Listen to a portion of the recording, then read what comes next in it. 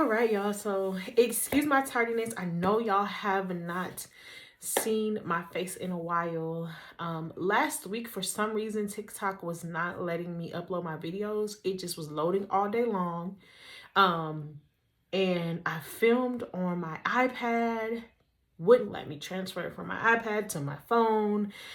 All kind of stuff just was happening last week. So I am now filming this right now. To do our video to walk us through our basic sewing machine. I have had a lot of questions in my DMs and in the comments. You can start this class whenever you want to start, like whenever you see it. Just because you missed the first class or whatever the case may be, say you jump in on session 10, because I'm going to do video recordings, you guys can always go back and look and see where we started. And then if you forget something, you can always go back and see where we started. So you guys are looking at a Singer Heavy Duty. These are in Joann's. These are also in, I believe, Walmart. I think they're around $239, $300, $279, something like that. There are also cheaper ones that are in the low 200s, the high 100s. And then also, I was telling some girls that you can also go to your local pawn shop. Sewing machines are usually in there, especially if somebody in the area, you know, was cleaning out an estate and they couldn't get it sold.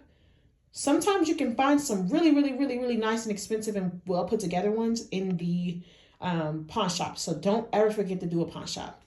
Over here, we are looking at a brother serger. Serger is going to be a separate video because the threading of a serger, it's a beast in its own self.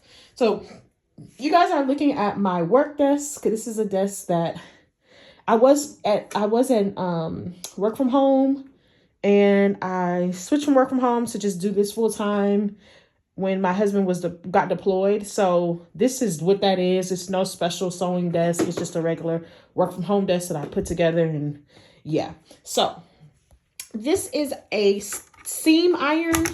It is for small spaces. It doesn't get as hot as a regular iron. You will also need a regular iron just because they get a little bit hotter than this. I use this for like really close corners and small little areas. I use it really, it goes really well with the this thing. And then these are fabric scissors. Every single one of them are considered a fabric scissor. However, these are my two sharpest ones. I only use my orange ones for fabric. These I have turned into paper scissors.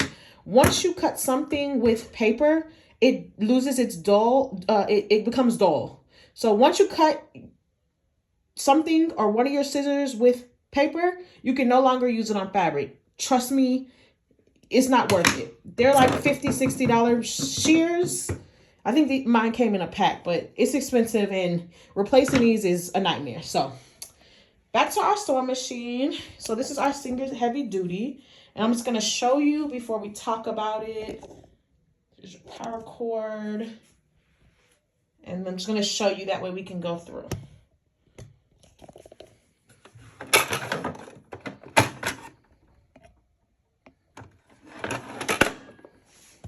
All right, so to talk about it. So I got this one from a pawn shop. These are normally, I want to say they're $279. I got it from pawn shop for $100. Okay, tell me about luck. Normally, there is it's a spool holder that goes here. So normally this spool would go here, but mine didn't come, mine came broken, I believe. Mine came broken, so I have my spool holder here. This is your bobbin weaver. So if you don't know what a bobbin is, here is your bobbin, which holds the bottom thread. This is your top thread, right? This is your bobbin weaver. So whenever your bobbin is empty and you're needing to refill this, it does come out. And you're needing to refill this. This is placed here, wherever it may be. You will take this thread through. For the most part, it's pretty numbered. 1, you'll bring it around the loop. 2, you'll actually thread this. 3, lock it in, and then you'll hit your foot. And then once you hit your, your power source, your foot, your pedal, it'll fill this up, unlock it, pull it off, load it up to be your bottom thread. All right, so just like we were filling up our bobbin, replacing our bobbin here, we are going to go ahead and thread the machine. Here's your powers on the right hand side, on and off. You know that it's on when there's a light. You know it's off when the light is off. Sometimes these lights do blow out. You do have to get them replaced. I think I've had this for 2 years now, and I haven't had to do any replacing. They do need maintenance sometimes, especially if you're a heavy avid and you're always using it. It is very important to get the maintenance done just to make sure everything is still working properly. You also, I encourage you to purchase machine oil. You can get it right at your local craft stores. Machine oil, Singer, and to oil just kind of those spots. Alrighty, so to thread your machine, remember, we already have our thread through number 1. Number 2 is right behind. There's still a little loop in there. 3 is right. I'm sorry, 4. No, this is 3. Forgive me. 3 is right down here. Can you see the thread? 4 is right back up. Now 5, with 5, you do have to make sure that your needle is in an up position. You'll catch this claw here, right behind the back of it. You'll come right back down for 6. You'll feed the thread through the back of, there's this piece right here that you're gonna feed your thread through the back of. Let's turn the light on so y'all can see that. So there's this little lever right here. Thread goes through the back of that. Forgive me for the angle. And then there is a lever right over your needle. Give me 1 second. It's a very hard process to do with one hand. But anyway, there's a lever right here behind, right over that needle. Right over that needle. And then you'll pull that through. You know everything's in there. Now, the needle has an eyelet on it. This is always hard to see. Yeah, you can see that hole. You see that hole on that needle? Your next task is to get your thread through that hole. Trick of the trade. Can we focus? Can you focus, boo? Is to angle cut your thread. Give your finger some moisture. Pull that. And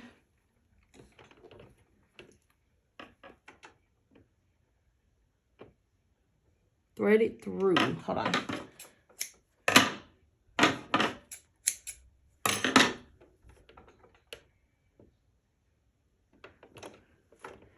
Now pull it, make sure you always pull that through the back, right? Make sure it doesn't get caught on your presser foot. This is a presser foot. Presser foot locks in and off. Behind here on the Singer, let me go back around. On the Singer, there is a presser foot release. This is open. This is where it's shut and gripping the fabric. Presser foot release. There's your on and off and your power cord. All right, if you saw just a few minutes ago, if you can see, let me see, maybe if I turn the, yes, so if you look in here, there's a 3/8, a 5/8, and then I believe it's a 7/8, and then 3/8, 5/8, 7/8. Those are your seam allowance. So if you ever see a pattern and it says 7/8, it says 3/8, it says 5/8, this is your seam allowance. So you will know based off of the bed of your presser foot, what seam allowance you're working on. Regular clothing are in between a 3/8 and a 5/8. That's just to keep in mind for regular ready-to-wear clothing. It's usually between a 3/8 and a 5/8. So hold on, let's focus in. Okay, so now that we have our thread, y'all forgive me for I'm a little bit out of breath. I'm so hurt by that dress.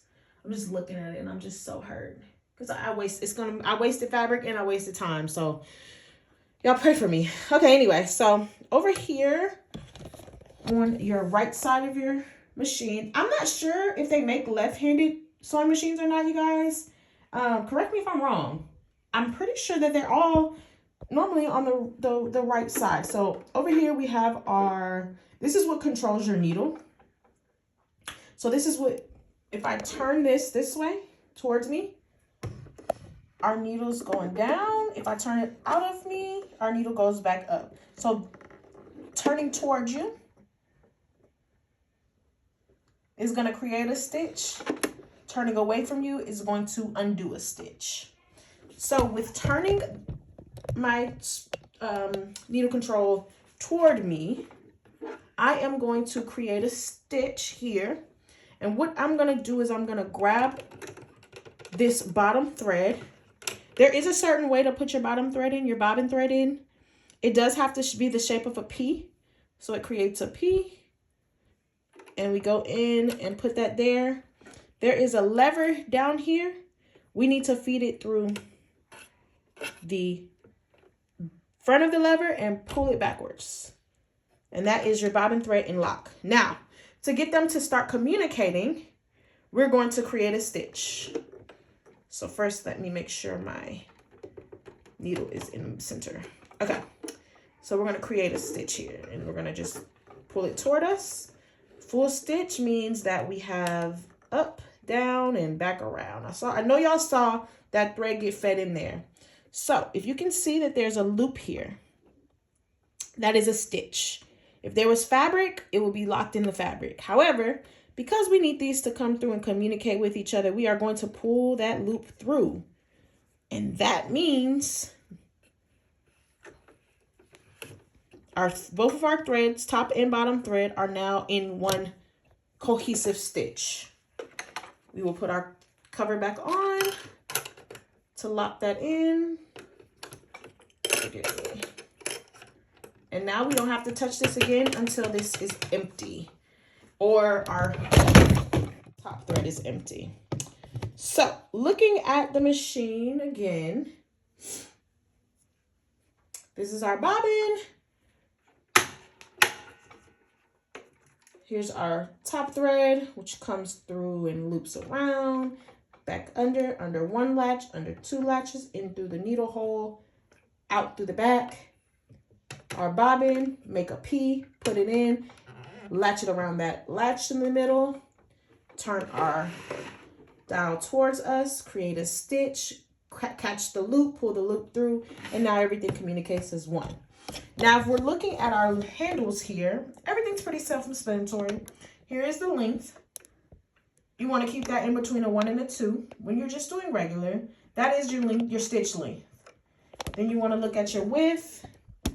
This is the width of your needle. So if I go into, we're starting at 0 length. So we're right on that middle, in that middle section with our needle. Can you see? Let's see if I can turn my brightness down a little bit. So here's our needle. We're right on center. If I turn this over to a 6, let's go to 6. Where was that middle? We are now all the way left. If I turn it into a 4, or let's do a 3. I turn it into a 3. We came over just a little bit more. And then if I turn it into a 0, we are back on center. Then we have our needle position, and that's the width of your stitching. Don't forget, the width of your stitching. Your needle position now, center, left, right. So, right, center, left. All right, and then we have our tensions. I'm not going to touch my tension because I'm actually using this sewing machine actively, but I like to keep my tension between a 1 and a 2. It's pretty normal. It's a normal tension set. So these are your thread types.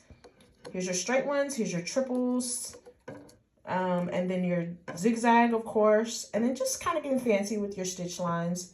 It can create all of these stitches. I don't usually play with any of the other ones. I might start playing with them when I go into my normal wear or my everyday wear clothing. But for right now, for bridal, I just keep a straight stitch for the most part. This is a buttonhole. So what happens is it literally the machine will create the buttonhole for you. And all you do is cut in the inside of it. So it's a pretty cool machine. In the beginning of the video, I had opened this. This is just a bed. So once you start working with, once you start working with sleeves, the thickness of this is not, a sleeve couldn't fit through that. However, when you remove that, you can put that sleeve right in there and work it like a circle without having to do too much maneuvering. So that's pretty cool. It's usually on every sewing machine has that where you can detach that. So move that thread out the way.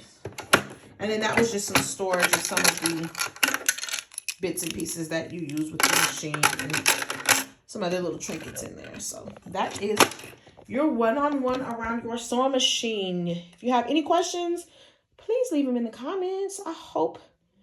Give me one-on-one around the sewing machine. I'm sorry if this video is rushed. Please forgive me. I have filmed this and filmed this and filmed this, and I'm just trying to get it done.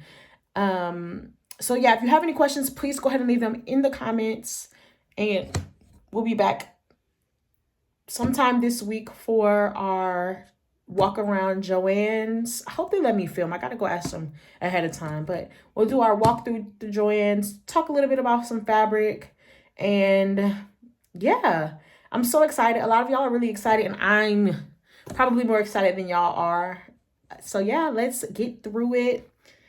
And I know that we can do it. Where are we going?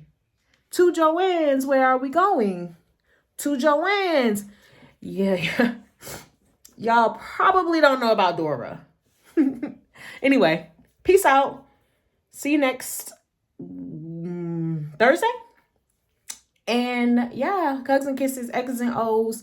Y'all pray for me with this collection and this dress. I really hope I did not mess this dress up. If I messed it up, I'm going to just show y'all the dress that I was working on. But I'm praying and I'm having faith that a little iron here and there we can get through. So yeah, peace and love.